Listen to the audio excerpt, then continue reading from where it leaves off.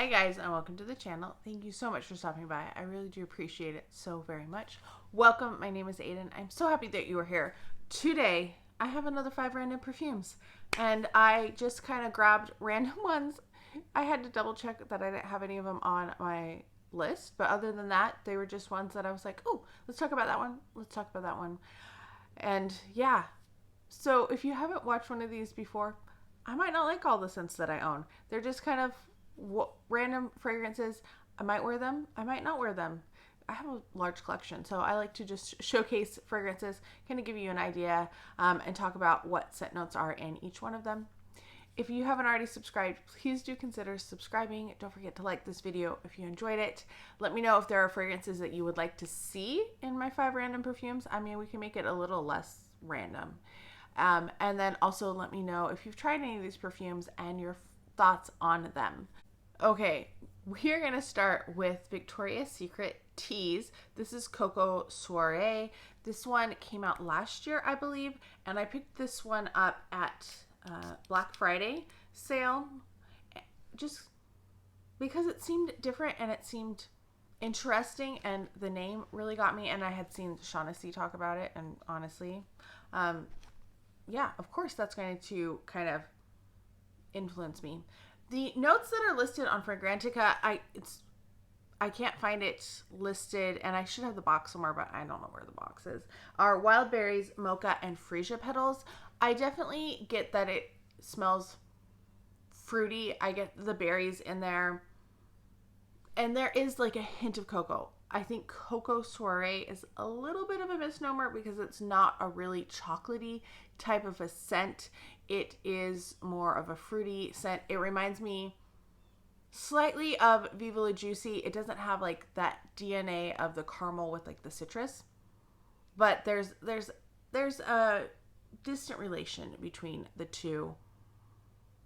I couldn't tell you what florals are in here. It's just, they're kind of there.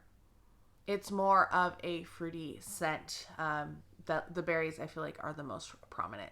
So I do like this one a lot. I think it is a beautiful scent, and one that I'm really happy to have in my collection. The next fragrance, unrelated, but it's also chocolate. It is from Montale. This is Chocolate Greedy. I have the tester version of it because this is like permanent on it, which is a pain. I don't love these bottles. They are super light though. If you want something that feels like a super light bottle, that's this. This is 3.4 ounces, and this feels like a heavier bottle that's half the size than this one. Plus, it feels a little top heavy, just the way that the fragrance is in there. Oh my goodness, this is chocolate to the max. It gives you a real sense of cocoa powder, like a milk chocolate cocoa powder, with some other things listed in there too. So the notes on this are cacao, vanilla, tonka bean, bitter orange, dried fruits, and coffee. There is a little bit of coffee, like a dried coffee, almost like a powdered coffee. This smells powdery. Like, that sounds weird, but it does have this powderiness to it. And I feel like maybe that coffee is one of those flavored coffees, and that's where you're getting that essence of some fruit in there.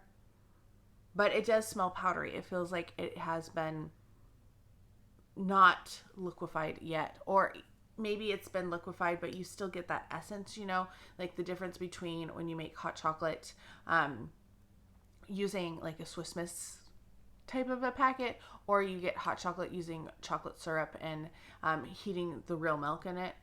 This is more of the Swiss Miss. I really like it. It is one that I got a sample, like a travel spray, in one of my subscriptions, and then I did look around to find a full size of it. The bottle is a little concerning because I can see myself in it, which is a little weird. But if you want a chocolate scent, I think that's one of the best chocolate scents on the market. At least it's the best one that I've ever tried. The complete opposite end of the spectrum, we have one from Zara. This is Red Temptation Summer. Now, do I like Red Temptation? Not really. It's not one that I feel drawn to or compelled to purchase. Do I have Red Temptation? I don't think I have Red Temptation.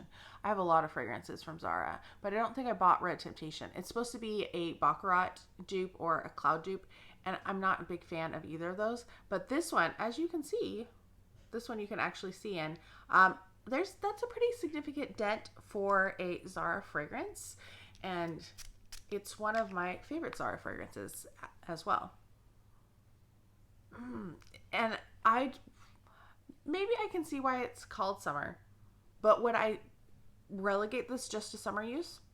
No, this is not just a summer use fragrance to me. So our top notes are lychee and raspberry. Middle notes are rose petals and peony. Base notes are amber, praline, and musk. So you definitely get that fruitiness there. It's not the most long lasting, I will say that. I feel like Chocolate Greedy, of the ones we've talked about so far, is going to have the most longevity. Cocoa Soiree is average longevity. This one's a little shorter. But the fruitiness of this, I love the fruitiness. It doesn't smell just like fruitiness.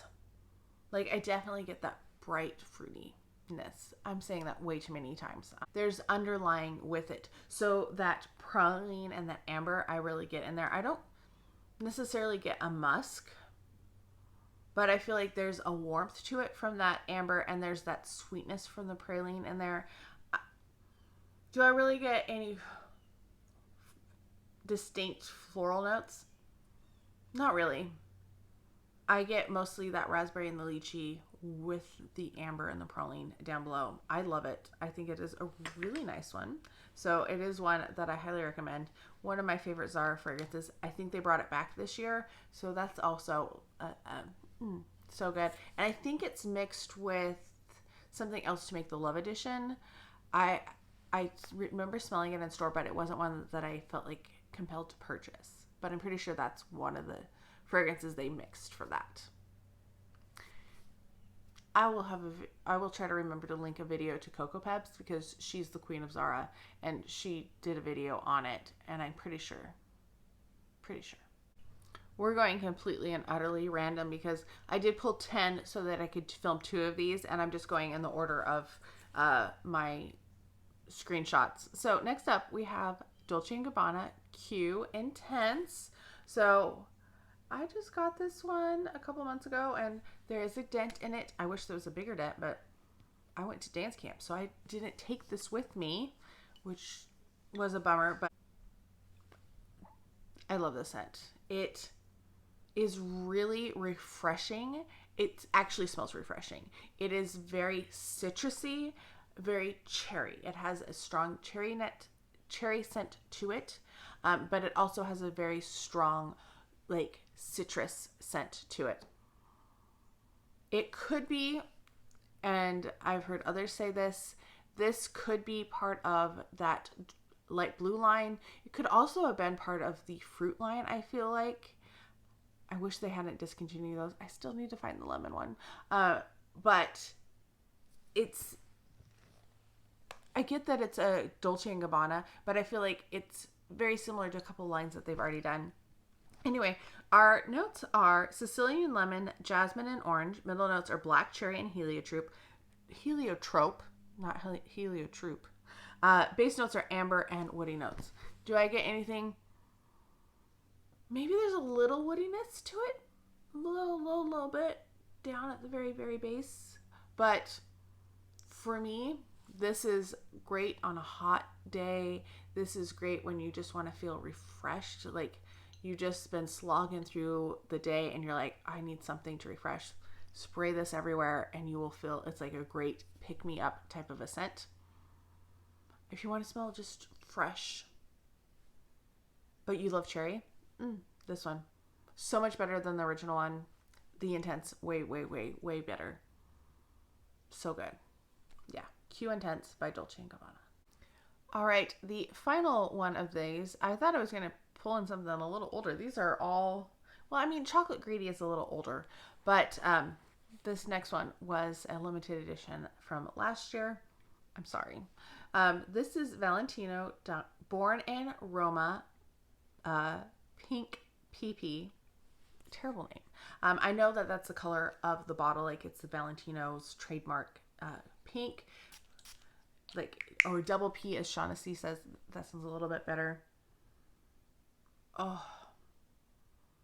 I love the scent too. Sometimes I don't love all the scents that I bring out, but I feel like I kind of grabbed ones that I really liked. So the bottle, very beautiful. I love the hot pink on this. The notes, it's very simple. It is Calabrian mandarin. Middle note is orange blossom, and base note is bourbon vanilla. I definitely get that orange blossom. I don't always love orange blossom. I love orange blossom in this one. And then you get a lot of vanilla. I feel like this has the vanilla of the Donna Born in Roma Intense, but it's a much lighter type of a scent. More daytime use, I feel like. And honestly, this, do I want to say that?